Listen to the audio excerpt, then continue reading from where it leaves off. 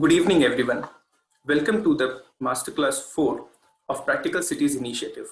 Currently, the ongoing theme is urban governance. Previously, in Masterclass 3, we learned about practical solutions for managing city finances from Dr. Ravikant Joshi, where we learned how an urban local body can manage their finance and how they can increase their revenue income through practical solutions. Today, in the Masterclass 4, we would be learning about participatory budgeting and governance, a practical approach towards inclusive cities. Let me introduce to you today's speaker, Sanskriti Menon. Sanskriti Menon is a senior program director at CEE, that is Center for Environment Education. She leads the CEE urban programs, CEE Coast and Marine programs, and the CEE Central Regional Cell.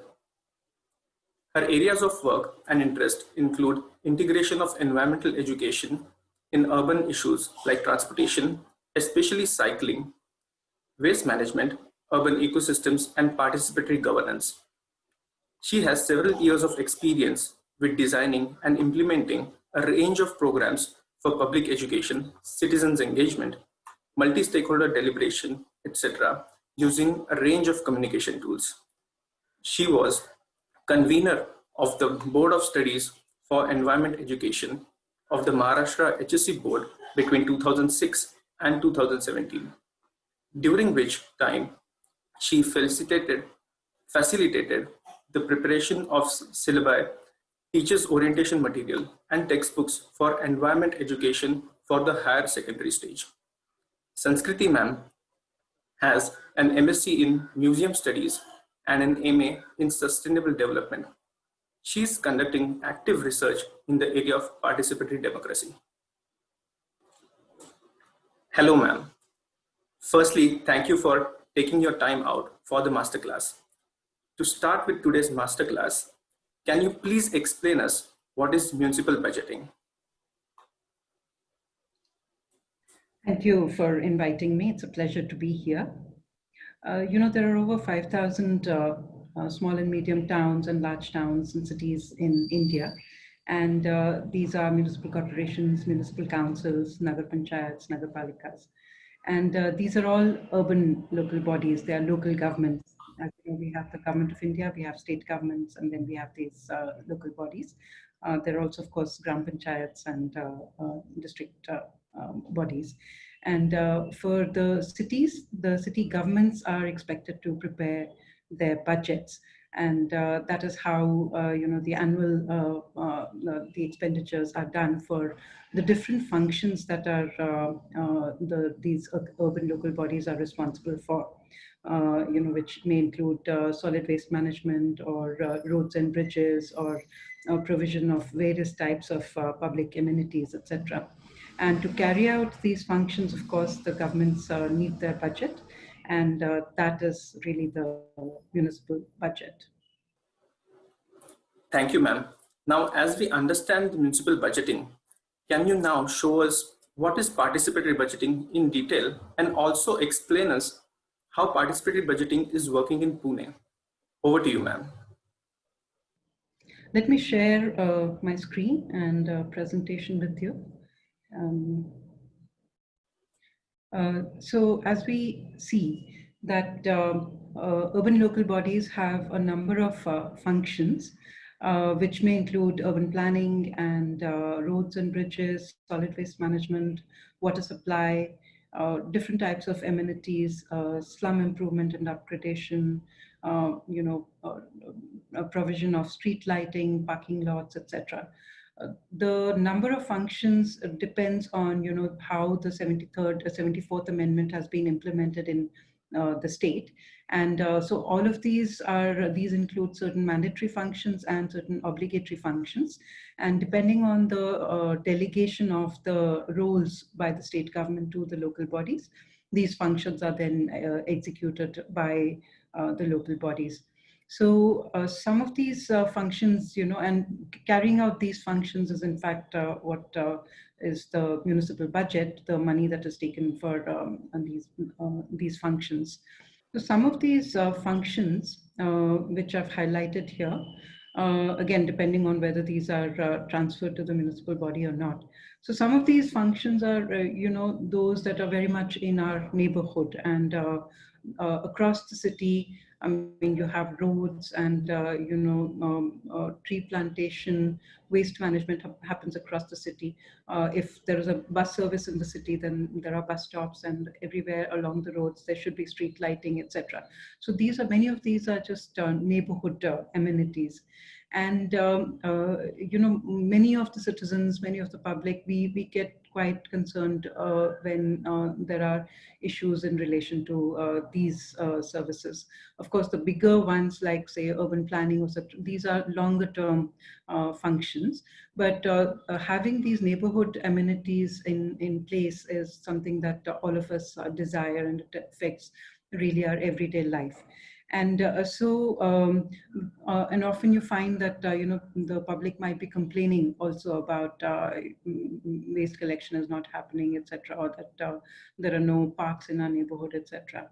And participatory budgeting is something that one can use for giving suggestions about many of these types of functions.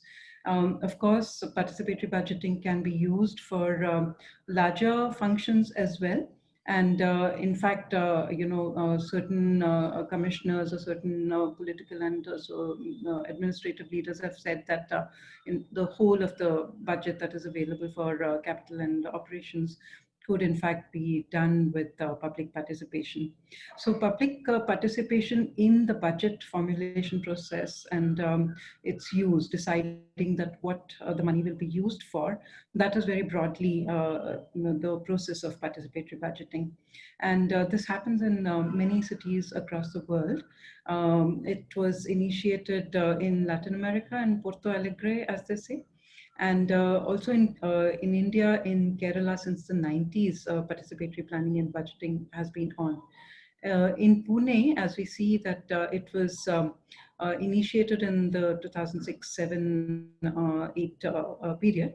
And the then municipal commissioner, Dr. Nitin Karir, he was looking for a way of, engaging the public more creatively and in a more effective manner.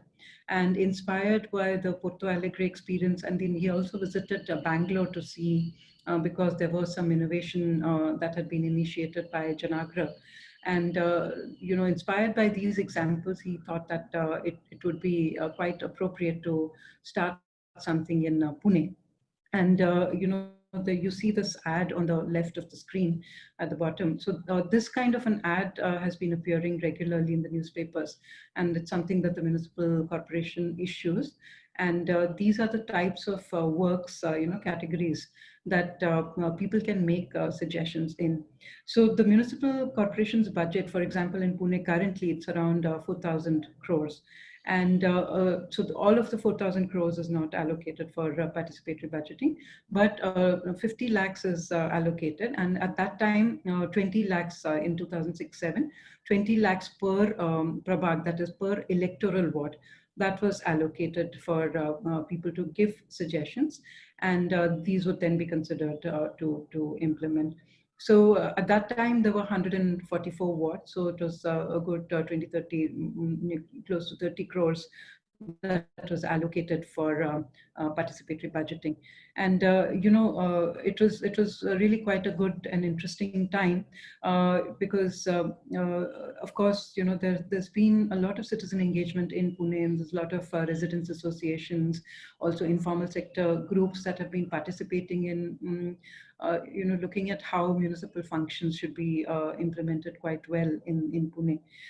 But having this new category of participatory budgeting, so Dr. Karir actually organized zonal meetings, and we as CEE and also as Janwani, we were two organizations that were supporting the municipal corporation and actually implementing and working out how best the budget, this process could be implemented. And so we supported the corporation in organizing these zonal meetings to introduce that what is participatory budgeting. And as Dr. Karir explained, that we've got the representative form of democracy. We choose our elected representatives, but everybody would like to have a say in things that impact their lives. And so this initiative is one that people can participate in. And so this was done in the zonal offices, in all the administrative offices. There are 15 administrative ward offices where these meetings were done. And Dr. Ashok Kalamkar, he passed away some years ago, but he was also very proactive in trying to detail out how this process might happen in the slum communities. And the format that was created for giving suggestions, that Dr. Kalamkar had helped give a lot of detailed suggestions of how it should be designed and how the meetings ought to be conducted in the different neighborhoods and what kind of suggestions could be given. There's also this network of the neighborhood groups and Samuh Sangatikas, that is the community organizers, that is part of the Urban Community Development Department. And so about 80, 90 of the Samuh Sangatikas, they were oriented to how, the participatory budgeting could take place in the slum communities. And so in those years, 2007, 8, 9 or so, many of these meetings happened in the different neighborhoods to take in suggestions for these types of works, and which were then given to the to the ward offices, to the relevant ward offices. This is the kind of form that was created. So the left side is the front side of the form, where people are expected to put in their name and their area, and the rows are where you put in your suggestion. And the idea is that you describe the work and where it is supposed to be done, and what is the public purpose that will be served by the work, because we are expecting that these are public projects, so you can't do it in a private premises, but it needs to serve a public function. And so the detailed instructions for how to fill, and what are the codes to use, as well as the different phone numbers of the different ward offices. So all this information was provided, and as you can see, it's not a very complex form. It's just a single page which needed to be filled out. And we found that in the first year itself, that there were close to about 6,000 or so suggestions that came in. More than about 2,000 meetings happened in slum neighborhoods as well. And out of the 20 lakh per Prabhag, 5 lakhs was in fact reserved for suggestions that came in from the slum communities. So that was how it was initiated in the early years, more than about 12, 13 years ago now. And over time, that I think this may be around 2010, 11 or so, that Janmani then created an online application as well.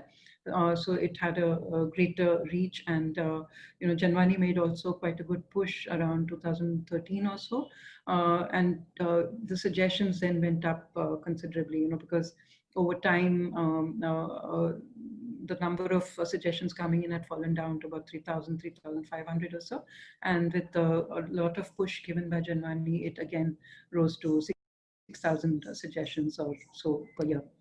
So the work that CE and Janmani were doing was to actually support the municipal corporation in conducting these outreaches and giving out media articles and popularizing the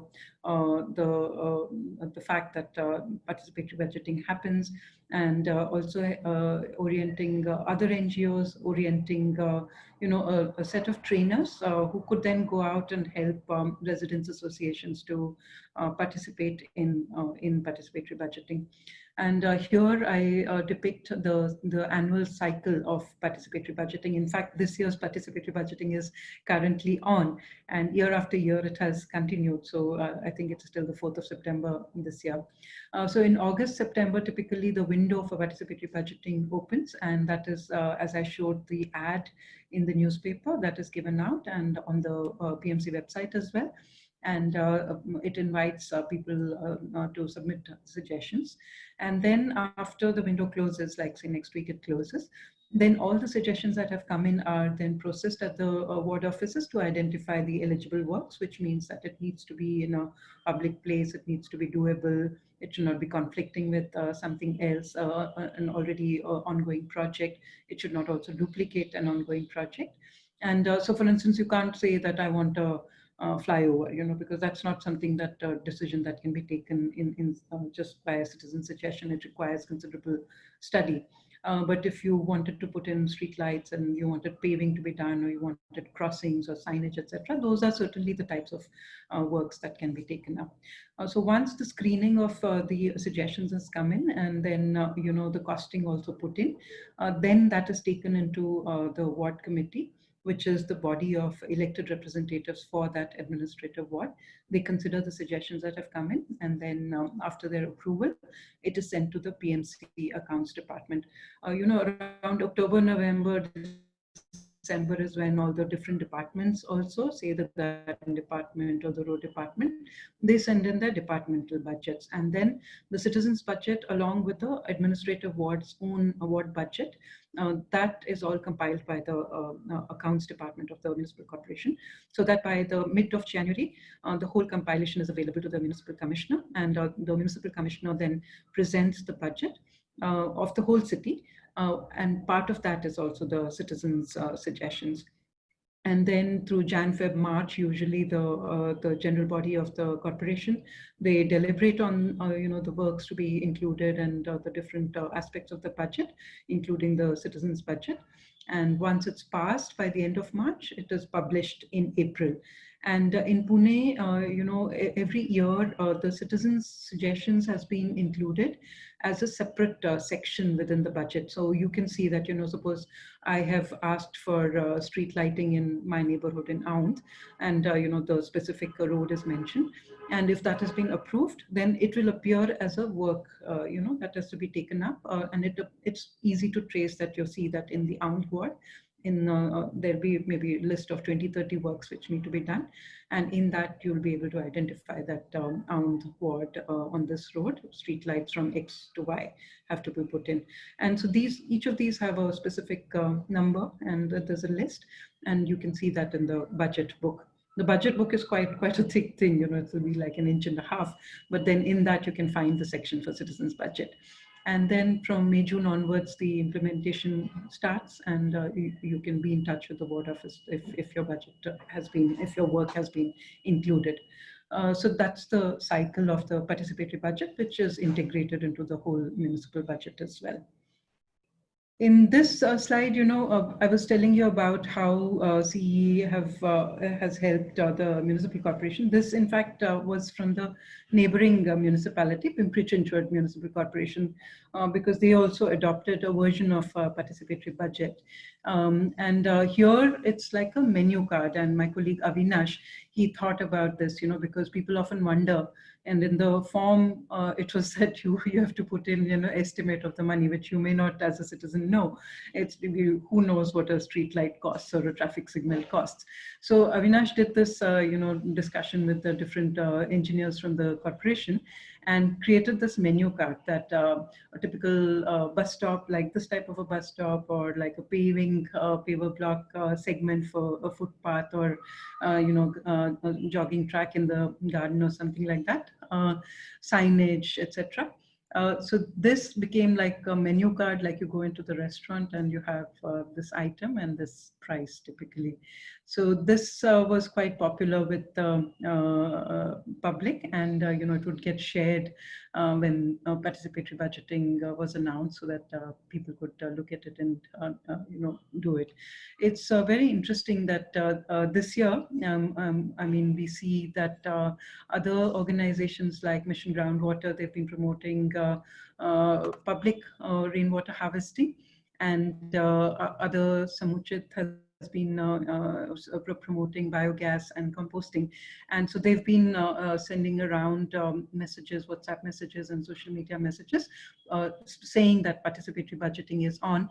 And here are certain categories of works that it would be good to introduce and take up. So let's see whether these projects get approved or not, because we don't know whether these will get approved or not. But the process is on. Other organizations have been taking interest, and we are quite hopeful that as more and more people take interest, then there is greater response from the municipal corporation. And if we see also, what kind of allocations have been done. So you see a steady increase in the allocation for participatory budgeting. And so, which has really been quite encouraging. So that's been sort of part of the story, I must say, of participatory budgeting.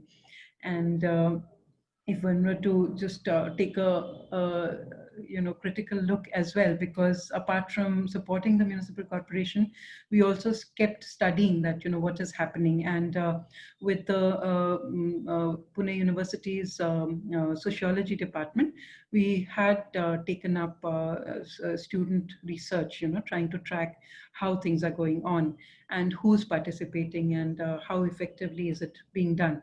And we always found sort of a mixed bag.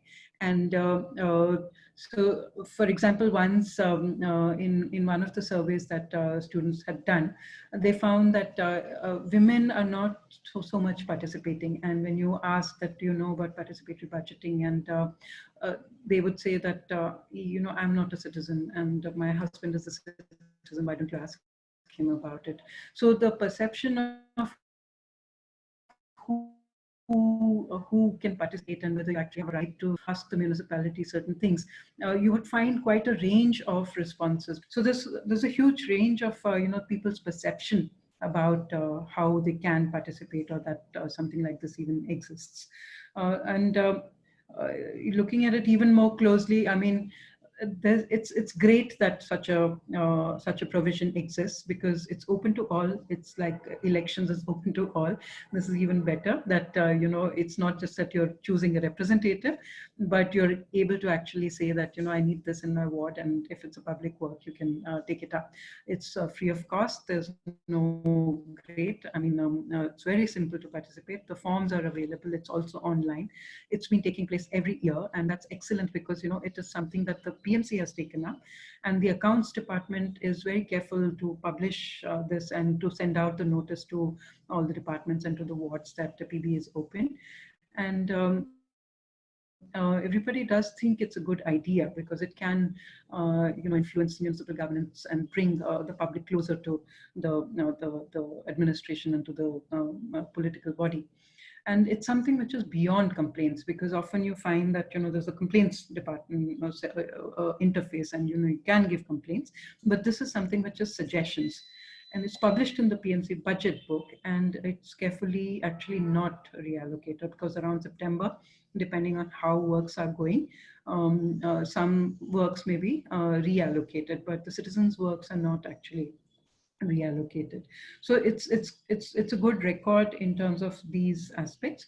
But we also found that, like I said, that a lot of people don't really know about it. And often when we speak to the elected representatives, they say that citizens don't know what to suggest, and they might suggest something which is unreasonable. And because you might say, I want a toilet here, or I want a vending platform there, but another group of people will say that we want something else here. So there's no forum for actually discussing this. When there are conflicts or conflicting demands, then who's supposed to sort these out? And if the work doesn't get done, then who is supposed to be held accountable?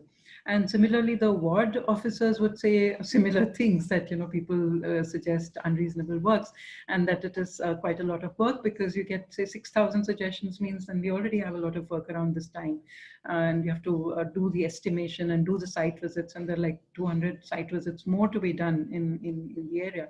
And then who do we follow? Do we follow citizens? Do we follow the elected representatives? And again, if for some reason works don't get done, then we get a lot of blame. So it's like that it's a great thing, but it's also difficult to implement. But then nobody said democracy was easy, and it takes a lot of patience to work out these procedures, both from the public side, to say that we've taken the trouble to go out and do our research and give you a suggestion, and then you're not telling us whether the work will get approved, or it's been done or not done, etc., as well as from the corporation and the elected representative side. So it was in this sort of situation that we thought that maybe it's time to do like a review of participation and participatory budgeting. So while we've been doing the studies through the Pune University as well as through our own field studies and interviews, etc., we thought that maybe we should have like a public discussion around participatory budgeting. And so about 4-5 years ago, we invited like a mixed group of public who may know about participatory budgeting or may not know about participatory budgeting. But we thought that as citizens of Pune, let's invite a diverse group of people and introduce PB to them. If they know about it, great. If they don't, then they should know about it, and let them look at it objectively. And so in these meetings, we had these sort of facilitated groups, and we didn't have like a group discussion, but questions were sort of posed to this mixed groups of people with facilitators to say that, what is the idea of participatory budgeting? How does participatory budgeting happen in good practice, in around the world, that what are the good practices of participatory budgeting? How should they happen? How should it happen? This is Pune's experience. Look at it, how it happens elsewhere. What is your own experience? What do you think should happen?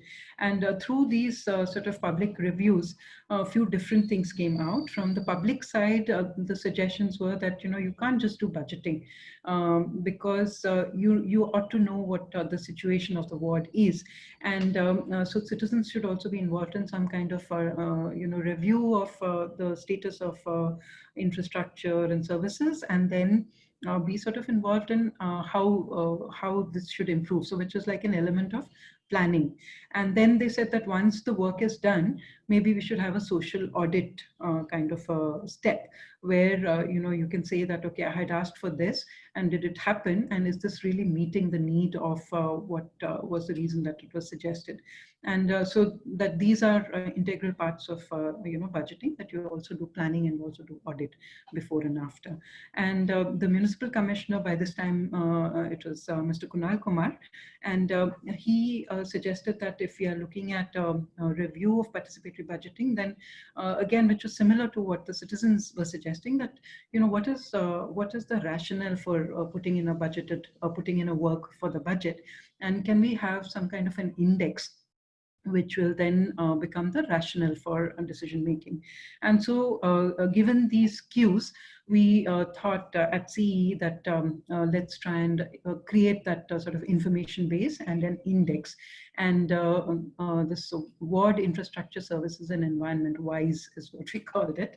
And so this we thought should provide the basis for budgeting.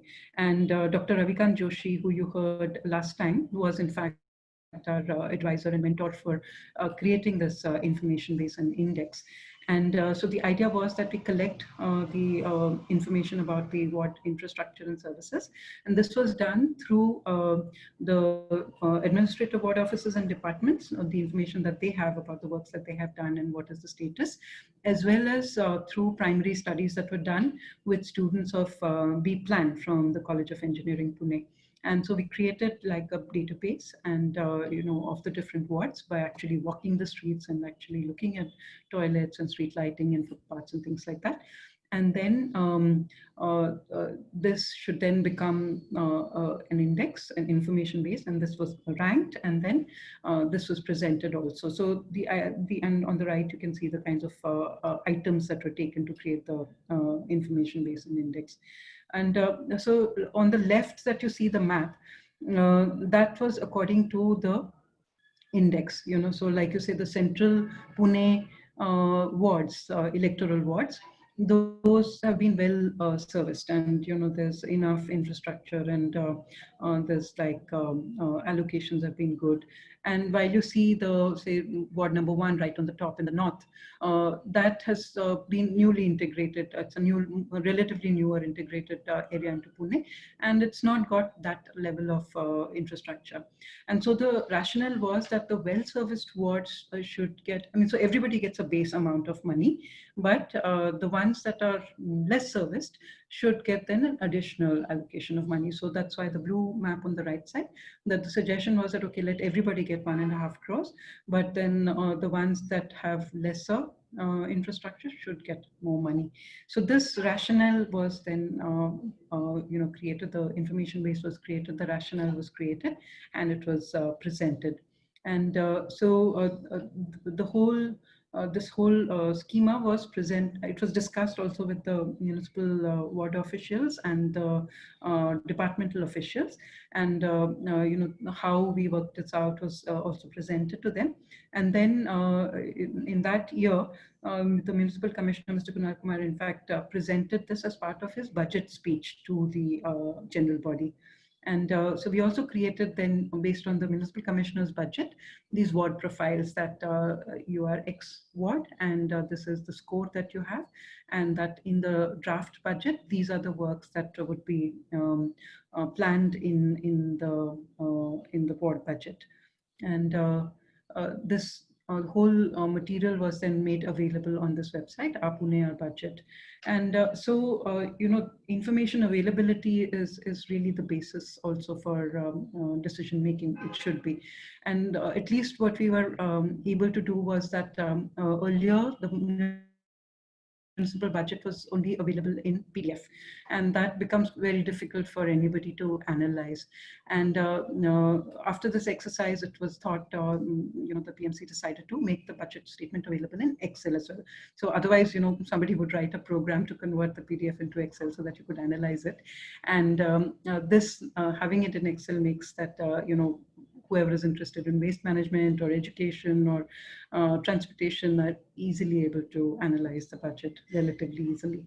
And so we've tried to make this available over the last years. This year we have not yet done it. So WISE was prepared and it was presented, it was appreciated, but it was not really applied in budget preparation finally. So the elected representatives said that there's over and above that, this rationale of decision making, there are other conditions and there are other considerations that apply.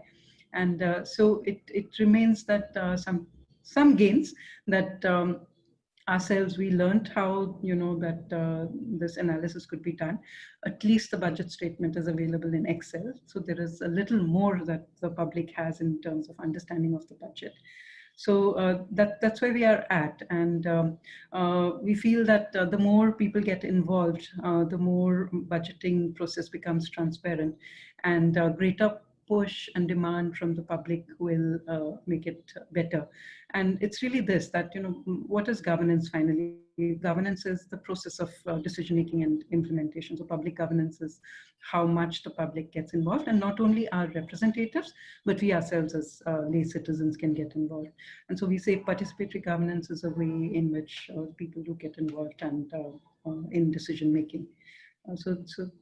That's really where we are at with the story of participatory budgeting. We hope that more people participate and more ask for transparency in this.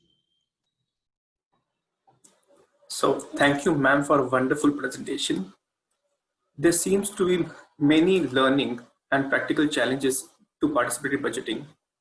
What is the next step forward? Like, how do we take this forward?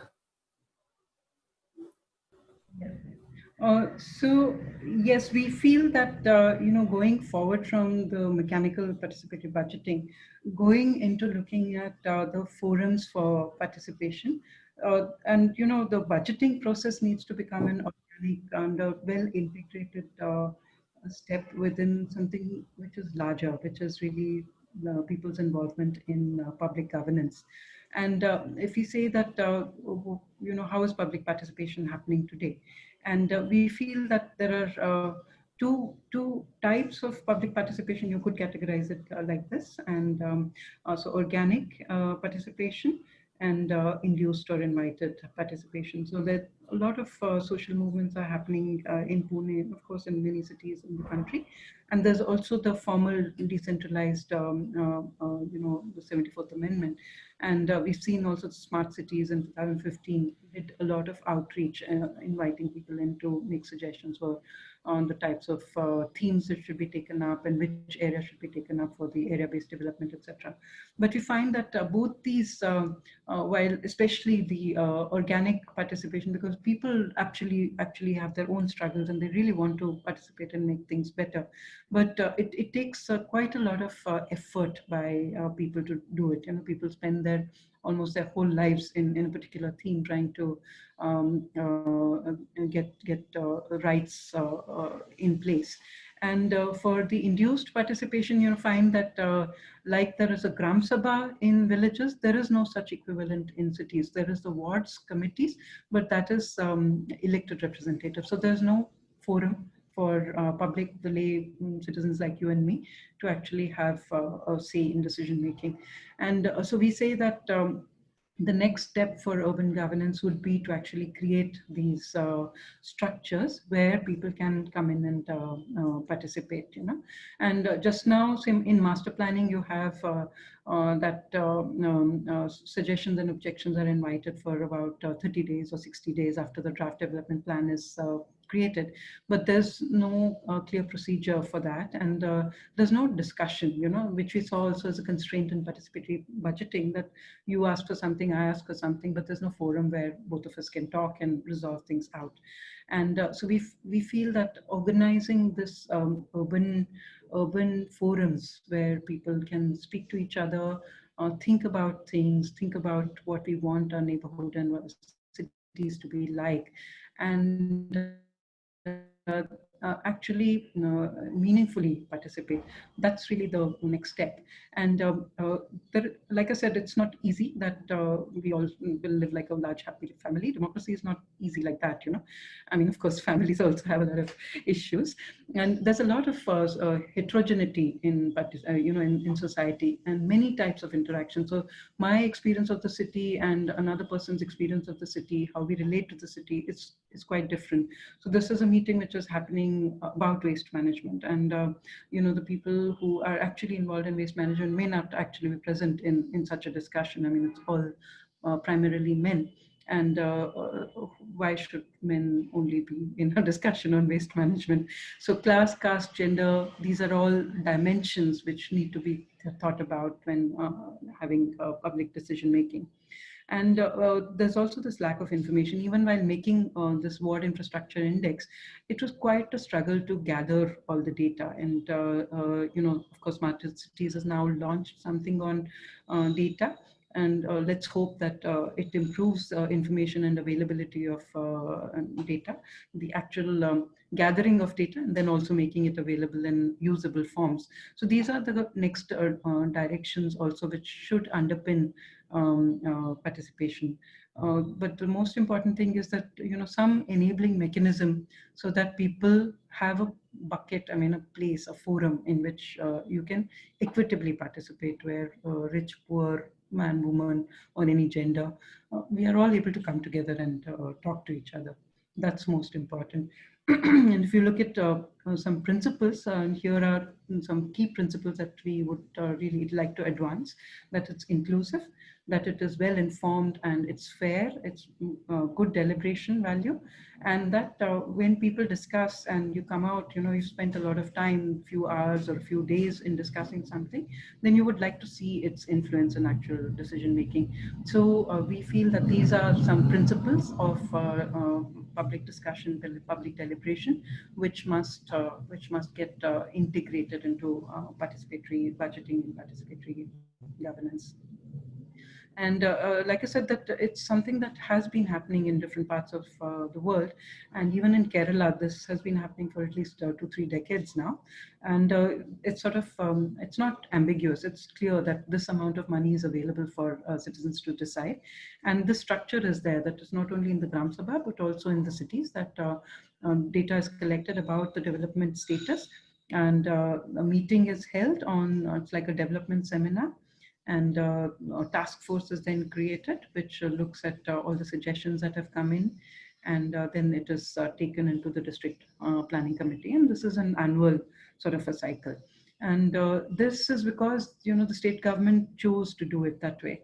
So even when you see the writings on participatory budgeting around the world, the critical sort of thinking is that it should not be done just like a mechanical process. Of course, that also helps, but it needs to really get integrated into the political processes of decision making, and the city government or the state government must be behind it, that this is the way that we include people in decision making.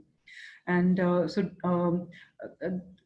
participatory governance is going a long way in different countries. So in the UK, apparently, several thousand citizens are expected to be involved in deciding about the climate change measures, and these panels have been created. And in Australia, in a few cities, almost the entire budget of the city, Melbourne and in Geraldton near Perth, are being decided through participatory processes. And these go also into, the long-term statutory planning, as well as the annual budgets, as well as a number of initiatives that people can themselves take. And in the US, in Oregon, there is again a panel created through a statute created through the state government, so to say, the equivalent of the state government, um, uh, that whenever there is a provision which requires public deliberation, then it will be created through a mini public, where people are invited through random selection by lot, and they then deliberate over the whatever is the provision that has to be thought through. And the people's discussion is then put into a ballot process, a voting process of whether or not that provision should go through. So many innovations are happening around the world, and these are really things that one should learn from. And we've also tried to do these trials in Pune 2-3 times, looking at how we invite people from different walks of life into a thing that needs to be discussed, whether it's street design and street planning or budgeting itself. And see, so these are certain experiments that we've been trying. We need really to do a lot more to make sure that these become part of the life of and so this is a map. You can see it's from democracyspot.net, and over 200 cities this has been going on, and there's a lot to learn from other cities as well. And we feel really that why do this, we feel that there's a lot that you can do individually. I mean, you can segregate your garbage, you can choose to walk on cycle, etc. You can change your bulbs, etc. So those are individual actions. You can do collective actions, you can set up neighborhood community composting, etc. But while individual and collective action is great, we really need to work with our governments to change things systemically. And we feel that without this collaborative governance, that we will really not get to the type of sustainable systems that we need in our cities. I mean, India is amongst the fastest urbanizing countries now. And in the next 20 years, half of the population will be in cities. And if we don't improve our governance, it's difficult. And the more we can include the intelligence of people, their knowledge bases, their creativity, their commitment to having a better life, the more change we can bring more faster. So we feel that we can't just be passive recipients. We really need to be citizens in a democratic setup. And that's why we say that while the footprint is your measure for your ecological burden on the earth or the ecological impact on the earth, let's look at what we can contribute. And we feel that having these systems for participation are quite crucial for us to work in collaborative manner and have this handprint, which is the positive contribution we make towards sustainability. Yeah, so more information about our budget, participatory budget. There's a couple of videos also that you might like to see available on our Pune Our Budget, which we set up after the WISE experiment. Thank you. Thank you, ma'am. That was really huge amount of information, as well as very valid questions that were chosen in my understanding also. In this process, like in the wake of COVID, something I would like to ask is like how COVID has really affected the city's financial situations and conditions, and can participatory budgeting like somehow help to cater these issues? Yes, I think this is a very relevant question you're asking, because of course, municipal, the amount of money that is now available to the local bodies is quite restricted. A lot of economic activity has not been happening, and tax income has been reduced. So there is a smaller pot of money, and therefore we feel all the greater necessity that this money is used more efficiently and effectively.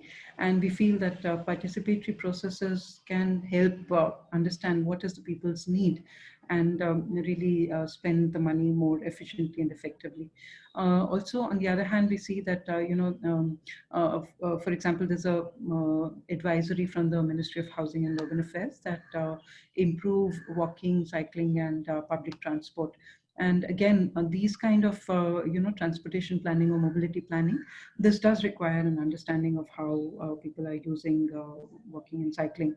And again, it requires citizen engagement. And we feel that setting up these processes of participation are quite key to initiating the safety measures, also kickstarting the travel and the mobility. So both from a safety angle, as well as from what are the people's needs, how can we redesign mobility patterns, for example, who needs assistance and help. Earlier times also, that it was the community networks that were able to reach out to people in need. It was the community networks that were able to go to elderly people and provide food and rations, etc. And it was these WhatsApp groups and the bonds that people have developed amongst their neighborhoods that really came to the fore. And the more we can increase and improve and sustain community living, I think that's really the way we are able to address challenges like COVID-19 has brought to us. Thank you. Thank you very much, ma'am, for a wonderful masterclass. I hope the audience also liked it and would have learned a lot today from this masterclass. So thank you everyone for attending this masterclass. Stay safe, stay healthy. Bye. Bye. Thank you.